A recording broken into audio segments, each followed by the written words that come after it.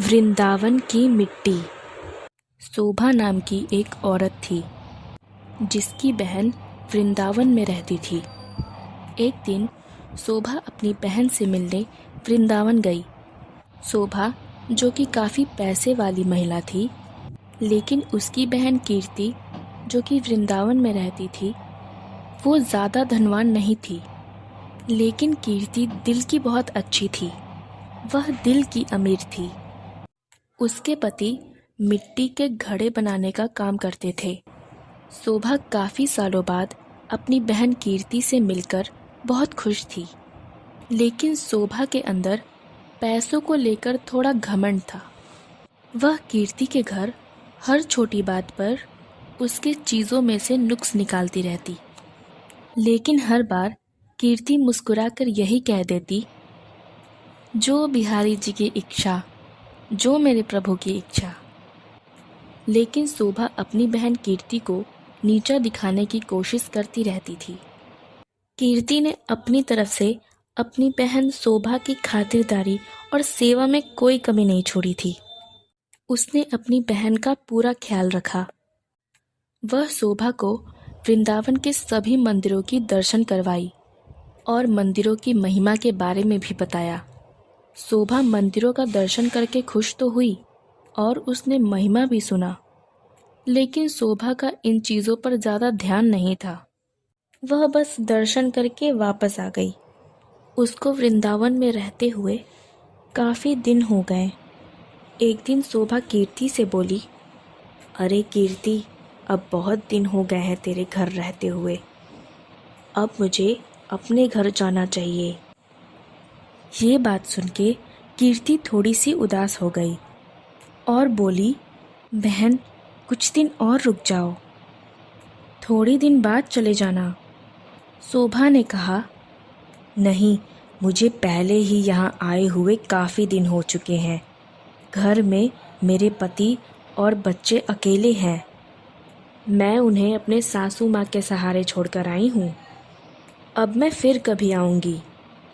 जब शोभा वापस जाने लगी तो कीर्ति, जो कि शोभा की बड़ी बहन थी, उसने अपनी छोटी बहन को उपहार स्वरूप मिट्टी का एक घड़ा दिया। घड़े को देखकर शोभा हैरान सी हो गई और मन में सोचने लगी, क्या कोई उपहार में मिट्टी का घड़ा भी देता है? लेकिन कीर्ति के बार बार आग्रह करने पर उसने बड़े ही अनमनी मन से घड़े को ले लिया। जब शोभा जाने लगी तो कीर्ति के आंखों में आंसू थे, लेकिन शोभा उससे नजरें चुराते हुए जल्दी से वहां से निकल आई।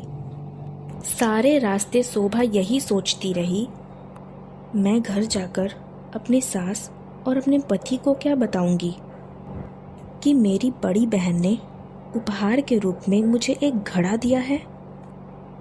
शोभा को इस बात पर बड़ी शर्म आ रही थी। शोभा ने सोचा, मैं घर जाकर झूठ बोल दूंगी कि यह घड़ा मैं खरीद कर लाई हूँ। मुझे मेरी बड़ी बहन ने उपहार के रूप में बहुत कुछ दिया है।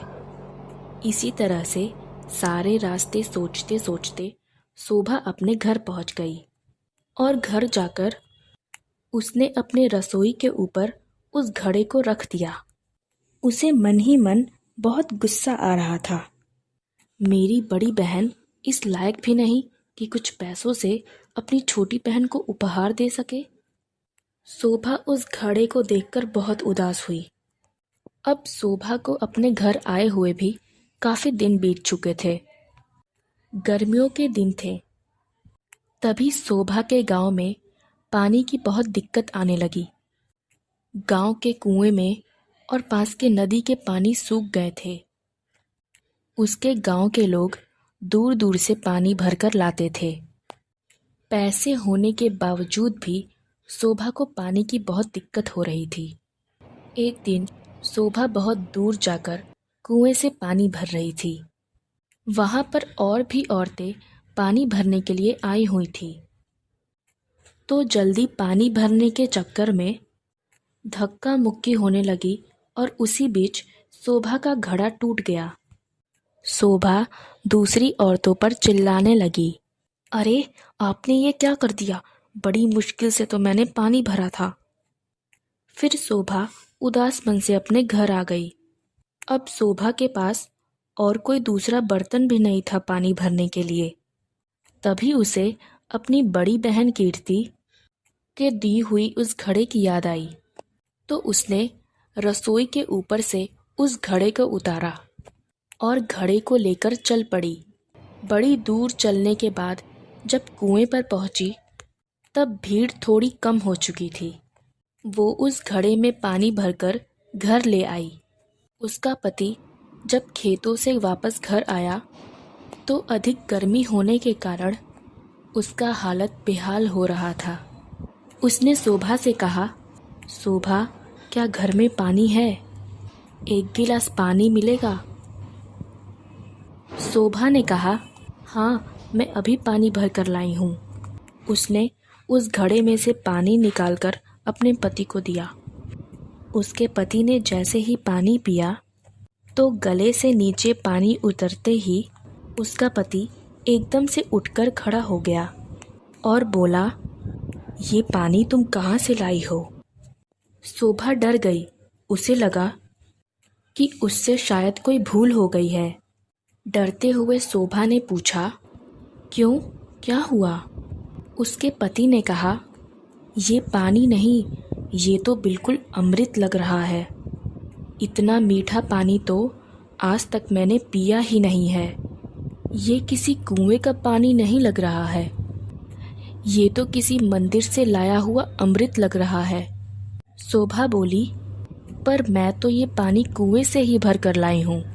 ये देखिए, पानी से भरा हुआ घड़ा यहीं रखा है।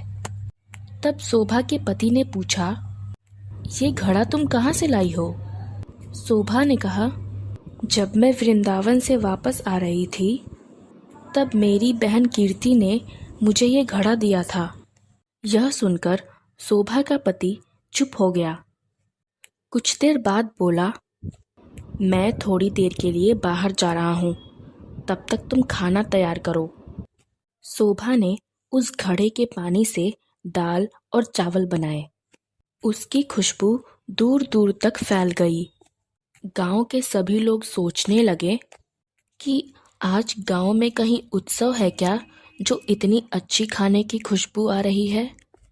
सभी लोग एक एक करके खाने के खुशबू का सुगंध लेते लेते शोभा के घर आ गए। साथ में शोभा का पति भी आ गया। शोभा के पति ने उससे पूछा, आज खाने में तुमने क्या बनाया है? शोभा ने कहा, मैंने तो वही दाल चावल बनाए हैं। सब लोग हैरान हो गए कि दाल चावल की खुशबू इतनी अच्छी। सभी लोग शोभा का मुख देखने लगे कि आज तो हम भी तुम्हारे घर से दाल चावल खा कर जाएंगे। शोभा ने किसी को भी मना नहीं किया और थोड़ी थोड़ी दाल चावल सभी को परोसा। दाल चावल खाने के बाद सभी लोग कहने लगे, ये दाल चावल नहीं लग रहा, ये तो ऐसा लग रहा जैसे हम अमृत चख रहे हैं। फिर शोभा के पति ने पूछा, तुमने आज ये दाल चावल कैसे बनाया? शोभा ने कहा, मैंने तो इस घड़े के पानी से ही बनाया है। फिर उसके पति ने कहा, तुम्हारी बहन ने तो तुम्हें बहुत अच्छा उपहार दिया है। अगले दिन जब शोभा घड़े में पानी भरने के लिए जाने लगी तो देखा कि घड़ा तो पहले से ही भरा हुआ है। उसमें का पानी बिल्कुल वैसे का वैसा ही है जितना वो कल कुएं से भर कर लाई थी। उसने उससे खाना भी बनाया था और पानी भी पिया था, लेकिन अभी भी पानी पूरा का पूरा ही था। अब ये देखकर शोभा एकदम से हैरान हो गई कि आखिर ये कैसे हो गया। अचानक उसी दिन उसकी बहन कीर्ति उससे मिलने के लिए उसके घर आ गई। शोभा अपनी बहन को देखकर बहुत खुश हुई। उसने अपनी बहन को गले से लगा लिया, फिर पानी पिलाया। फिर शोभा ने कीर्ति से कहा, ये जो तुमने मुझे घड़ा दिया था, ये तो बहुत ही चमत्कारी घड़ा है। मैंने तो इसे तुच्छ समझकर रसोई के ऊपर रख दिया था, लेकिन कल से जब से मैंने इसमें पानी भरा है तब से पानी भरा का भरा है, ख़त्म ही नहीं हो रहा। इसमें का पानी इतना मीठा है कि जब मैंने इसके पानी से खाना बनाया तो ऐसा लग रहा था जैसे मानो अमृत हो। तब उसकी बहन बोली, मेरी भोली बहन, क्या तुम ये नहीं जानती कि ये घड़ा ब्रज की मिट्टी यानी वृंदावन की मिट्टी से बना है, जिस पर साक्षात ठाकुर जी चलते हैं। ये केवल मिट्टी का घड़ा नहीं है, ये साक्षात ठाकुर जी के चरण तुम्हारे घर में पड़े हैं। किशोरी जी का और ठाकुर जी का स्वरूप ही तुम्हारे घर आए हैं। यह सुनकर शोभा अपने आप को कोसती हुई शर्मिंदगी से अपनी बहन के पैरों पर गिरकर बोली, मुझे माफ़ कर दो कि मैं वृंदावन की मिट्टी की महिमा नहीं जान सकी। जिसकी मिट्टी में इतनी शक्ति है तो उस बाके बिहारी में कितनी शक्ति होगी। मैं अज्ञानी, मैं मूर्ख ये जान ही नहीं सकी। मुझे तो ब्रज की इस महिमा का पता ही नहीं था। मुझे माफ़ कर दो। कीर्ति ने अपनी बहन को उठाकर उसे गले से लगा लिया और कहा, बहन, ठाकुर जी बहुत ही करुणा अवतार हैं।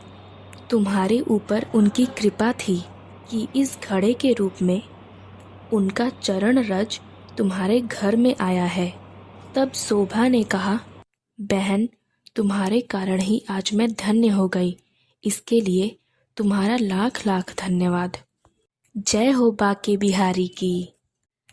ऐसी और कहानियाँ सुनने के लिए सब्सक्राइब करें आपके चैनल नमो गुरु गोविंद को। धन्यवाद।